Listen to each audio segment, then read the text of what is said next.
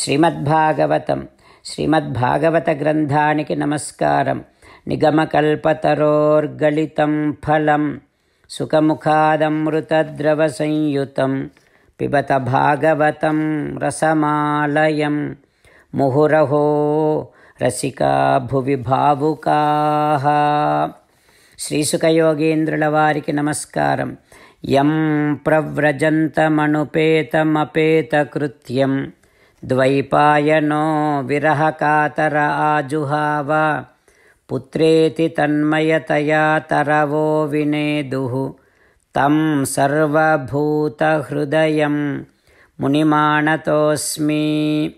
నరనారాయణులకు, చతుర్ముఖ బ్రహ్మకు, సరస్వతీదేవికి, వ్యాసమహర్షుల వారికి నమస్కారం. నారాయణం నమస్కృత్య నరం చైవ నరోత్తమం దేవీం సరస్వతీం వ్యాసం తతో జయం ఉదీరయేత్. శ్రీమద్భాగవతము 3వ స్కంధము. తృతీయ స్కంధములో సూతమహాముని శౌనకాది మహర్షులందరికీ ప్రవచనం చేస్తూ చెబుతూ ఉన్నాడు. ఓ మహర్షులారా, శ్రీసుఖ యోగీంద్రుల వారు పరీక్షిన్నరేంద్రుడికి ఈ రకంగా ఉపదేశం చేస్తూ చెబుతూ ఉన్నాడు.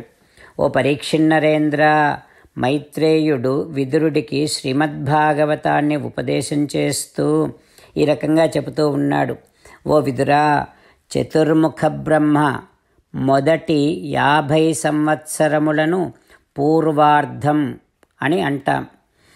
ఆ పూర్వ పరార్ధములో మొదటి కల్పములో బ్రహ్మ ఆవిర్భవించాడు. అందుకనే ఆ మొదటి కల్పాన్ని బ్రహ్మకల్పం అని అంటాం. ఇక ఆ కల్ప ప్రారంభములోనే ఒక శబ్దం వెలువడింది. ఆ శబ్దమే వేదం. అయితే బ్రహ్మ తను ఉపాసన చేయటం కోసం, తను ధ్యానము చేయటం కోసం, తను భగవంతుణ్ణి ఆరాధన చేయటం కోసం ఈ వేదమును ఉపయోగించుకునేవాడు. అంటే వేదము ఆ చతుర్ముఖ బ్రహ్మకు సహకరించింది. వేదమును కూడా బ్రహ్మ అని అంటాం. అందుకనే ఆ మొదటి కల్పానికి బ్రహ్మకల్పం అని పేరు. సరే, ఇక మొదటి 50 సంవత్సరములలోనే ఆ పూర్వపరార్ధములో చివరి కల్పాన్ని పద్మకల్పం అంటాం. ఈ పద్మకల్పములోనే శ్రీమన్నారాయణుడు వరాహ అవతారాన్ని దాల్చాడు. అందుకని ఆ పద్మకల్పాన్ని వరాహకల్పం అని కూడా అంటాం. హో విదురా, ఈ చతుర్ముఖ బ్రహ్మ యొక్క 100 సంవత్సరాలు అంటే 2 పరార్ధాలు. కాలోయం ద్వి పరార్ధాఖ్యో నిమేష ఉపచర్యతే. ఈ 100 సంవత్సరాల చతుర్ముఖ బ్రహ్మగారి ఆయుఃకాలము శ్రీమన్నారాయణుడికి 1 నిమిషము లాంటిది. ఓ విదురా, పరమాత్మను కాలము బంధించలేదు. కాలాన్నే భగవానుడు నియమిస్తూ ఉంటాడు. ఆ కాలమే పరమాత్మ యొక్క వశములో ఉంటుంది. ఇక ఈ కనిపించేటటువంటి ఈ అండకోశమంతా కూడా ఎంత పెద్దదో తెలుసునా విదురా? 50 కోట్ల యోజన విస్తారము కలిగినటువంటిది ఈ అండకోశమంతా. ఈ అండకోశములో భూమి, జలము, తేజస్సు, వాయువు, ఆకాశము, అహంకారము, మహత్తు, ప్రకృతి అని 8 ఆవరణాలు ఉంటాయి. ఒక్కొక్క ఆవరణము ఒకదానికంటే ఒకటి 10 రెట్లు ఎక్కువగా ఉంటుంది. ఇక చివరిలో ప్రళయములో ఈ విశ్వకోశమంతా మూల ప్రకృతిలో చేరుతుంది. ఆ అంతటి మహావిశ్వకోశం, ఈ అండకోశమంతా మూల ప్రకృతిలో చేరినప్పుడు ఎంత ఉంటుందో తెలుసునా? ఒక పరమాణువులాగా ఉంటుంది అని మైత్రేయుడు విదురుడికి శ్రీమద్భాగవతాన్ని ఉపదేశం చేస్తూ ఉన్నాడు. ఆ తర్వాత ఏం జరుగుతుందో రేపు తెలుసుకుందాం. ఓం శ్రీకృష్ణ పరబ్రహ్మణే నమః. ఓం అస్మద్గురుభ్యో నమః.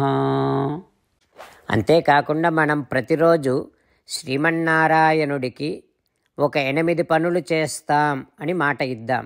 ఎందుకంటే శ్రీకృష్ణ భగవానుడు 18వ అధ్యాయములో 65 నుండి 70వ శ్లోకాల ద్వారా శ్రీమద్భగవద్గీత అంతటికీ సారభూతముగా మనకు 8 పనులు చేయమని చెప్పాడు.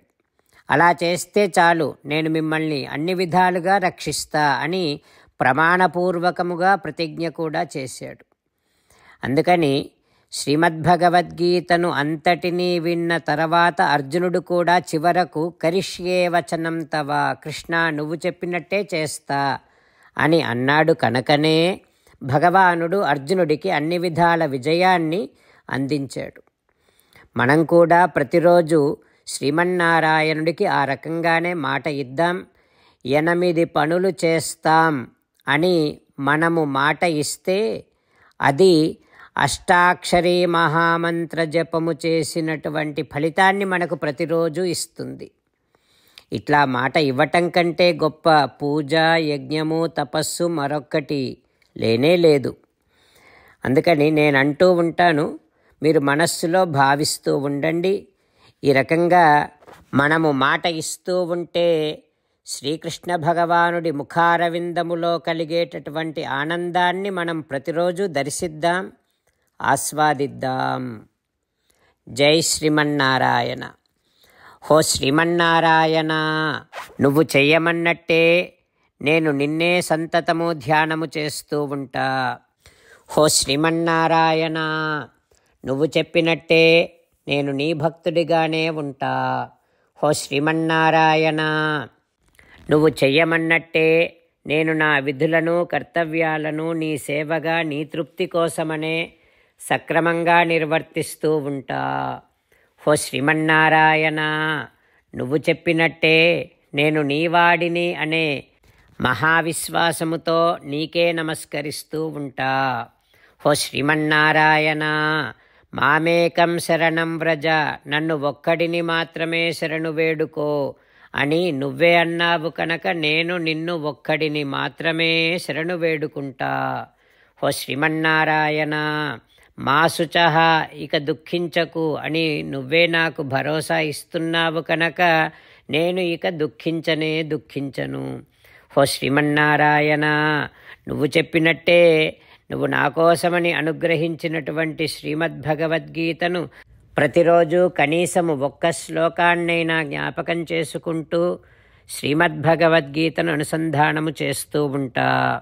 హో శ్రీమన్నారాయణ, నువ్వు చెప్పినట్టే నువ్వందరి కోసమని చెప్పినటువంటి శ్రీమద్భగవద్గీతను తెలియని భక్తులందరికీ తెలియచేసే నా వంతు ప్రయత్నాన్ని నేను నిరంతరము కొనసాగిస్తూనే ఉంటా.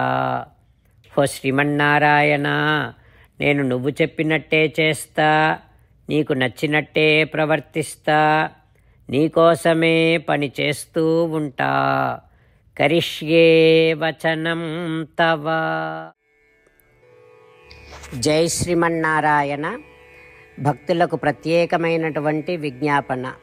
మీకు అన్ని విషయాలలో వెంటనే మంచి ఫలితాలు రావాలి అనంటే ప్రతిరోజు 1 నిమిషం వెచ్చించి నారాయణాస్త్రాన్ని చదవండి. ఇక మీకు తిరిగే ఉండదు. నారాయణాస్త్రాన్ని పొందడానికి మీరేం చేయాలంటే నారాయణాస్త్రం అనే వెబ్సైట్కి వెళ్ళి మీ పేరు, మీ ఈమెయిల్ ఇస్తే మీ ఈమెయిల్కి నారాయణాస్త్రం PDF వస్తుంది. అందులో ఒక రామాయణ శ్లోకం, ఒక గీతా శ్లోకం, ఒక విష్ణునామం ఉంటాయి. ఆ 3ంటిని కలిపి నారాయణాస్త్రం అంటాం. ప్రతి ఒక్కరికి వేరువేరు శ్లోకాలను ఇస్తున్నాం.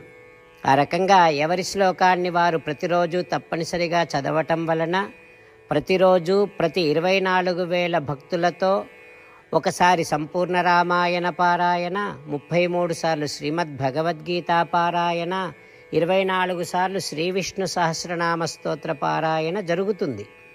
ప్రతి ఒక్కరికి అంతటి విశేష ఫలితము ప్రతిరోజు లభిస్తుంది.